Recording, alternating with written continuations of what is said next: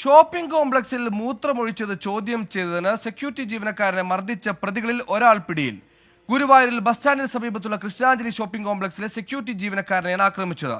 മറ്റു പ്രതികൾക്കായി അന്വേഷണം ഊർജിതമാക്കി.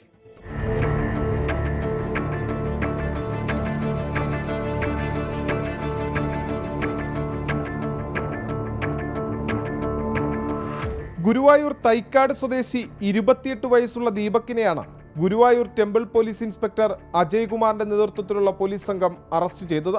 തിങ്കളാഴ്ച രാത്രി 10:30യോടെയായിരുന്നു സംഭവം. സെക്യൂരിറ്റി ജീവനക്കാരനായ കൈപ്പറമ്പ് സ്വദേശി പാറപ്പുറത്ത് വീട്ടിൽ 82 വയസ്സുള്ള ബാലനാണ് ക്രൂരമർദ്ദനമേറ്റത്. പ്രതികൾ ഷോപ്പിംഗ് കോംപ്ലക്സിനകത്ത് വന്ന് മൂത്രമൊഴിച്ചത് ചോദ്യം ചെയ്തതിലുള്ള വൈരാഗ്യത്തിലാണ് സെക്യൂരിറ്റി ജീവനക്കാരനെ പ്രതികൾ മർദ്ദിച്ചതെന്ന് പോലീസ് പറഞ്ഞു. സംഭവത്തിൽ കൂടുതൽ പ്രതികളെ പിടികൂടാനുണ്ട്. ലഹരി വിൽപ്പന, അടിപിടി തുടങ്ങി നിരവധി ക്രിമിനൽ കേസുകളിൽ പ്രതിയാണ് അറസ്റ്റിലായ ദീപക്. വൈദ്യപരിശോധനയ്ക്ക് ശേഷം കോടതിയിൽ ഹാജരാക്കിയ പ്രതിയെ റിമാൻഡ് ചെയ്തു.